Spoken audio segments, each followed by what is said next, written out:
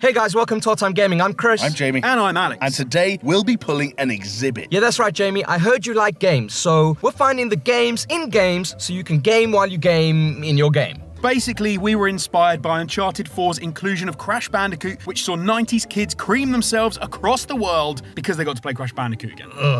And remember how average it was. I loved Crash Bandicoot. I'm joking. Oh my god, you are a Oh my bastard. god, Alex Jones is triggered. You bitch. So here's our list of 6 AAA games that have hidden little extra games buried deep inside them. Like, I don't know, don't look at me. You're both looking at me. Like a buried treasure chest, okay? X marks the spot. X to the Z exhibit. This is about to be off the chain.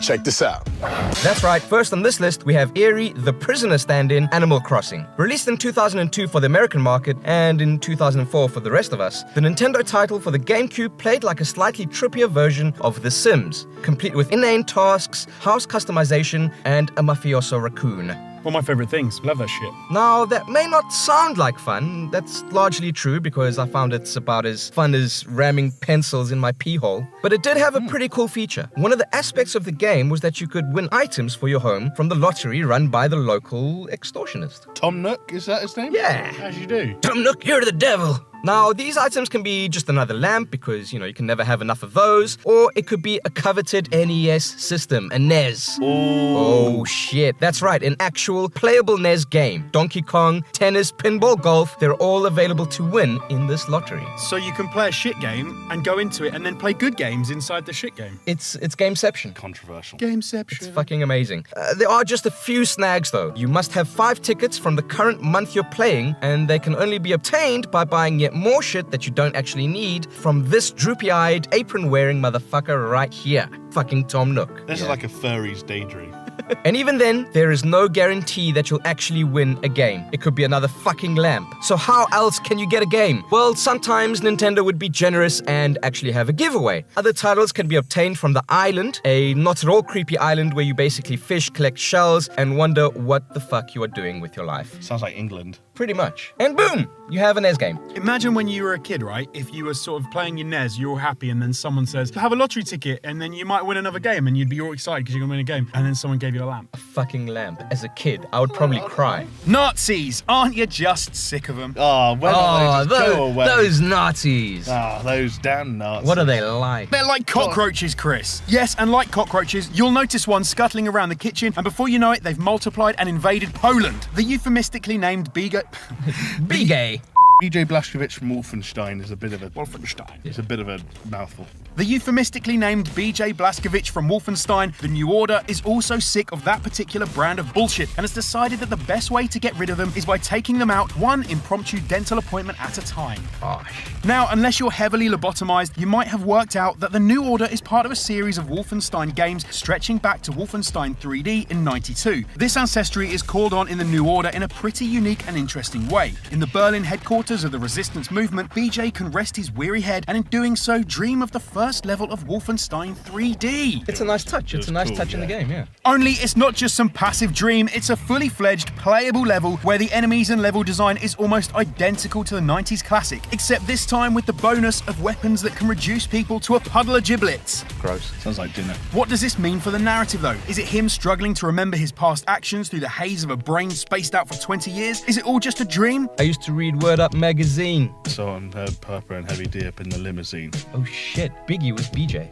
I'm sure there's some coherence here somewhere, but for the moment I'm having too much fun gunning down pixelated Nazi dickheads. Now, while we're on the subject of supremacists, Call of Duty has faced a lot of criticism this year, at least on YouTube like and dislike bars. Infinite Warfare looks like the same shit Activision releases every year, while the game that everyone is actually looking forward to, Modern Warfare Remastered, is being held hostage inside some $80 abomination. You bastards! Hashtag free Modern Warfare. I gotta say though, I'd buy it. Everyone would buy it because they don't give a shit about Infinite Warfare. Let's cast our minds back though, back to a time when we not only shot foreigners, but the poor as well. Ah, nice, yes. Black Ops 2 had a compelling single-player campaign that at least staved off the existential dread for a few hours, but the main draw was the multiplayer. On one map in particular, Nuketown 2025, there was a little bonus for people who were extra persistent. If you shoot off all the mannequin heads on the level in 1 minute 30 seconds, you'll notice that the sign that's out in the open has changed to the old Activision logo from the 8 80s. On activation, you'll gain access to a whole host of retro Activision titles. Titles such as Pitbull, River Raid, and other... You said Pitbull. Mr. Worldwide.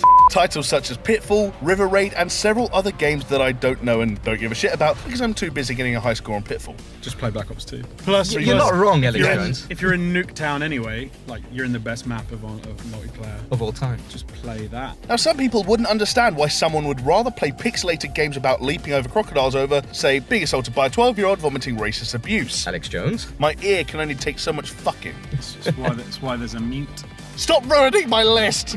StarCraft 2 Wings of Liberty is the insanely popular science fiction RTS from the company that can apparently do no wrong. Talking about Blizzard and Overwatch by extension. Activision Blizzard, you mean, Chris? Nah, fuck Activision, just Blizzard. Now, What about my Skylanders? now I have to say, I absolutely love this fucking game and have wasted days, weeks, months of my life just shooting away at the Zerg. Well, anyways, in between missions, you're left in the Hyperion Cantina to grab a drink, chill, catch up on the latest war news, listen to the jukebox, right? Yeah, sounds relaxing. But for the more socially awkward, jacked up, genetically enhanced super soldier, there's always the option to play games on the arcade machine. So you don't have to interact with your fellow warriors. No, fuck 'em. In the cantina, click on the arcade machine on the left-hand side and you'll be whisked into the world of Lost Viking, a classic top-down spaceship shooter where it's just you, waves and waves of enemies, and the crushing inevitability of death. There are 3 basic stages to the game featuring Protoss, Zerg, and Terran enemies, and you'll have the opportunity to play the game for as long as you have lives. There's even 4 achievements on offer. Yeah! Achievement hunters, yes! I could see why that would be cool. Rock in the cantina, have a little arcade game. Plus, Lost Viking is kind of a callback to one of Blizzard's earlier games, which was The Lost Vikings, but it's not the same game. Still cool, check it out. Neat. Sweet. For a long time now, it's been a commonly accepted fact that those who enjoy racing games are pretty weird, let's face it. Well, then I'm weird, so, you know. Yeah, me too. They'll talk the hind legs off a donkey about torque and fuel injectors and other kinds of car-related bullshit, so it's understandable when a game like Project Gotham Racing 2 feels the need to bring in something a little different just to kind of mix it up a bit. Yeah, sure. So in Project Gotham Racing 2, developers Bizarre Creations decided to add a nice little feature when looking over your collection of shiny automobiles. Firstly, go to the Kudos World Series and then to the car selection screen. From there, go to your garage and press Y to free roam the room. Now you're free to leave the cars to go play Geometry Wars on the arcade machine. Yes, that's right, the Geometry Wars. That's a fucking cool game. That's a nice game within the game, dog. That's nice. That funny little shake-based seizure inducer that sees you pilot ships around an empty black background while shooting brightly coloured neon objects. The game was so popular on Project Gotham that Bizarre Creations actually took the idea and turned it into its own fully fledged game, which is pretty crazy when you think about it. Everyone loves neon, come on. Hell yeah, they do. Bizarre were bought and closed down by Activision in 2011, but their successor, Lucid Games, have since continued the tradition with the 3rd installment, Dimensions. That's nice. Nice. That is nice. Nice.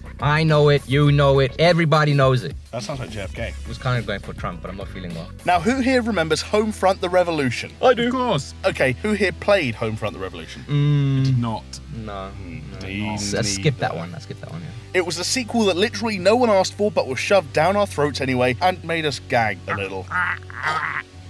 Short runtime, crappy side missions, and buggy as fuck, it just wasn't that good. Also, the fact that they called North Koreans Norks. Maybe a little bit racist, but you know. Can you be racist to a country like North Korea? I think you'd be racist to North Koreans. Maybe not that top North Korean, the twat one, but... Kimmy. However, developers Deep Silver did at least try to have some decent gameplay in there, even if it had absolutely nothing to do with Homefront. Go on. In a makeshift prison camp on the map, you'll find a seemingly dead arcade machine. Approach the cabinet and interact. Does that mean fuck it? It's like seeing a woman at a nightclub. Approach And interact. Interact. The rest is up to you. After a few seconds, the Time Splitters 2 logo materializes on screen, and we're able to play Siberia and Chicago, the first 2 levels of the 2002 classic. That's fucking awesome. They should just remake Time Splitters. Like, why make Homefront the Revolution when you can make Time Splitters, the new one? Look at what we got. It's 2 whole levels, Chris, though. It's quite funny because you know there are so many people that are just playing Homefront 2 so they can play Time Splitters. Yeah. On the one hand, we get to play 2 levels of a great game. On the other, the game is cruelly reminding us here that there has been no news of another installment of the franchise for years, and instead we're left with a mediocre adolescent shooter that reads like a cross between Red Dawn fanfiction and nutjob wish fulfillment. I guess we could just play those 2 levels over and over and again. over and over. Until we get our fix. So there we go. 6 games that distracted us with games within games within games. Gameception, basically. So sweet. Gameception. Yes, sweet. But have we missed your favourite? Comment, query, argue, flirt, whatever it is, just do something in the comments section. And if you want, why not leave us a like and subscribe down below as well? And you know what? Games within games could seriously mess with your head. And so can the clip showing on screen right now. Handy. So why don't you go ahead and click it? Go on, just give it a little tickle. And we'll see you next time. See ya! Bye. Bye. Yeah, well done, guys. That was good powering through. I liked it. I'd buy it.